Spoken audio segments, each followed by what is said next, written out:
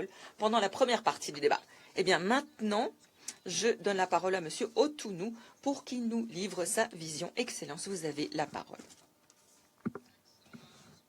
Excellence, Madame la Présidente de l'Assemblée générale. Excellences, Mesdames et Messieurs les ambassadeurs, Mesdames et Messieurs les délégués, membres de la société civile. Madame la Présidente, je vous remercie d'avoir organisé ce dialogue et de m'offrir l'occasion d'échanger avec vous. Je voudrais remercier le secrétaire général et le personnel des Nations Unies pour leur engagement au service de l'organisation. Notre hommage revêt une résonance toute particulière aujourd'hui. À l'occasion de l'anniversaire de la mort de 22 membres du personnel des Nations Unies lors de l'attentat perpétré en août 2003 contre l'hôtel Ganal à Bagdad. Parmi les victimes figuraient deux de mes chers amis, Sergio Vieira de Mello du Brésil et Nadia Younis d'Égypte. L'un des survivants, Monsieur Salim Lone du Kenya, est aujourd'hui parmi nous dans cette salle. J'aimerais également saluer mes collègues, les autres candidats, pour leur engagement et leur volonté de servir les Nations Unies. Madame la Présidente, la Charte des Nations Unies trouve sur cet engagement solennel. Nous, peuple des Nations Unies, résolus à préserver les générations futures de fléaux de la guerre, à proclamer à nouveau notre foi dans les droits fondamentaux de l'homme, dans la dignité et la valeur de la personne humaine, dans l'égalité des droits des hommes et des femmes, ainsi que des nations grandes et petites, à créer les conditions nécessaires au maintien de la justice, à favoriser le progrès social et instaurer des meilleures conditions de vie dans une liberté plus grande. C'est sur le socle de cet engagement collectif que reposent les trois piliers de l'action des Nations Unies, c'est-à-dire la paix et la sécurité, les droits de l'homme et le développement durable. Nous devons continuer à ouvrir de fond en nous appuyant sur l'ensemble de ces piliers. L'Organisation des Nations Unies est la seule instance représentant l'humanité tout entière. Elle a été fondée au lendemain d'une guerre mondiale extrême et dans le contexte de l'Holocauste, pour faire progresser la coopération internationale et favoriser le règlement pacifique des conflits. Jamais cette mission n'a été aussi essentielle qu'aujourd'hui. Nous vivons dans une période de profond bouleversement et de mutation majeure, marquée par de graves menaces pesant sur la paix et la sécurité internationale. Une fragmentation croissante de l'économie mondiale et de profondes fractures économiques, un consensus qui s'érode sur les principes fondamentaux des droits de l'homme. Des enjeux essentiels liés au climat et l'environnement, une époque où les systèmes autonomes et l'intelligence artificielle pourraient connaître des évolutions qu'elles finiraient par supplanter l'être humain.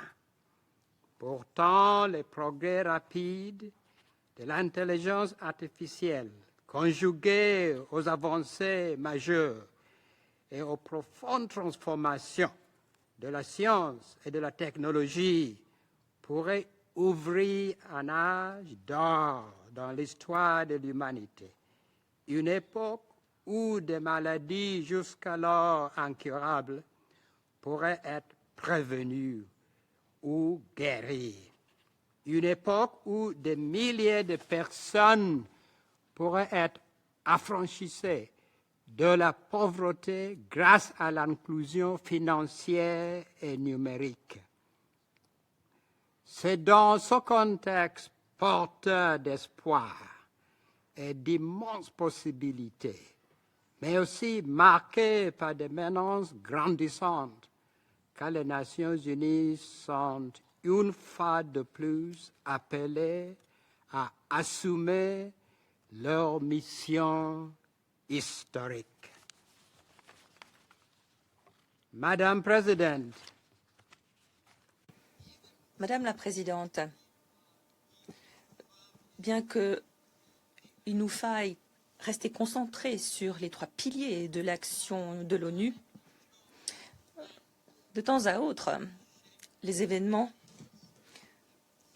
façonnent nos priorités et nous forcent à revoir notre copie. Aujourd'hui, nous sommes face à d'importants conflits de par le monde. Ces conflits doivent être une priorité particulière pour le secrétaire général, qui doit être engagé, qui doit être présent, et qui doit écouter, chercher des possibilités d'agir, suggérer des solutions, tout en reconnaissant qu'en dernière analyse, la décision revient aux parties, au conflit et aux grands acteurs. Je songe ici tout particulièrement au conflit en Ukraine, à Gaza, dans la région des Grands Lacs, au Soudan, en Iran, dans la Corne de l'Afrique et au Sahel. Une des caractéristiques les plus inquiétantes dans toutes ces situations est le fait que des civils innocents, en particulier des femmes et des enfants, sont affectés de manière disproportionnée par ces conflits. C'est une des raisons pour lesquelles nous ne pouvons pas rester les bras ballants.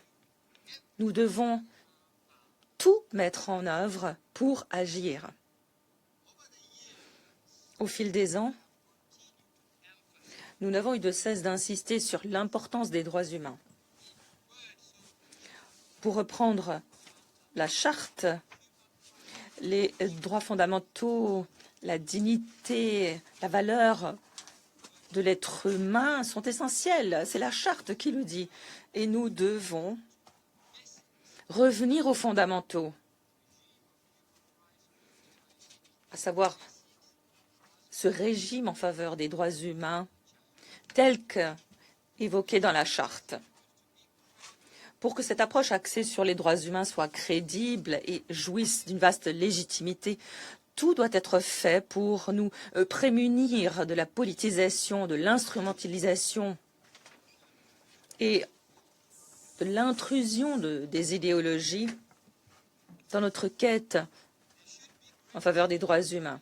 Nous devons être plus sensibles aux différents points de vue culturels, aux différentes normes sociales.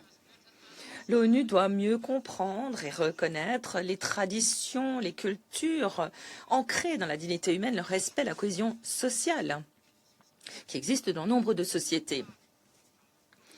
Telle est l'approche qui sera la mienne pour rebâtir un consensus autour de toute la question des droits humains. Revenons aux fondamentaux. Pour que l'organisation s'acquitte des responsabilités qui lui sont confiées dans la charte, permettez-moi de le dire très clairement et simplement, la réforme n'est plus une option. Elle est impérative. Sans quoi, l'institution est gravement menacée. Nous ne pouvons pas continuer de faire comme nous avons toujours fait. Ce serait une grave erreur, une véritable erreur de jugement. La clé du succès de l'organisation est sa légitimité, son efficacité, son efficience. Par conséquent, les réformes lancées au titre de l'initiative ONU 80 ne doivent pas uniquement demeurer une priorité pour le secrétaire général, mais doivent se poursuivre en faisant partie de l'ADN, de la culture même de l'organisation. Chaque organisation qui souhaite être à la pointe, être dynamique, doit constamment procéder à un exercice d'introspection. Madame la Présidente, en tant que secrétaire général, ma priorité consistera à tirer parti de ce pouvoir immense que recèle l'intelligence artificielle pour en faire une force au service du bien, en offrant aux communautés du monde un accès à ces avantages pour toutes et tous. Ces 5 dernières années, j'ai été basée dans le nord de l'Ouganda. Lorsque l'on m'a demandé d'envisager de me porter candidat à ce poste, j'étais dans le nord de l'Ouganda. Qui faisais-je? Eh bien, nombre d'entre vous sauraient que cette région du monde a été, pour ainsi dire, détruite, réduite à néant après 20 années de guerre. Donc j'y travaillais avec d'autres pour essayer de rebâtir cette région, de ressusciter une société véritablement brisée. Donc j'ai une idée de ce que signifie au niveau des pays la consolidation de la paix. Et je pense que l'Organisation des Nations Unies devrait certes énoncer des politiques, des normes depuis New York, Genève et Vienne, mais agir sur le terrain au niveau national et des communautés aussi. Et enfin, Madame la Présidente, si je devais me voir offrir la possibilité d'assumer les fonctions de secrétaire général, je mettrais toute mon expérience dans les 3 piliers de l'ONU au service de l'organisation. Mais j'offrirais mes solutions innovantes, mes compétences pour dégager un consensus, pour sortir des crises et de l'impasse. Pour conclure, Madame la Présidente, j'aimerais rappeler une chose qui m'inspire. C'est saint François d'Assise qui disait « Mon Dieu, faites-moi un instrument de votre paix. Là où il y a la haine, permettez-moi de semer l'amour. Là où il y a blessure, permettez-moi le pardon. Permettez-moi de remplacer le doute par la foi, le désespoir par l'espoir, les ténèbres par la lumière et la tristesse par la joie. » Ce rôle, je l'embrasserai avec la même passion, le même engagement dont j'ai fait montre à tous les postes de direction que j'ai occupés. Merci beaucoup, Madame la Présidente.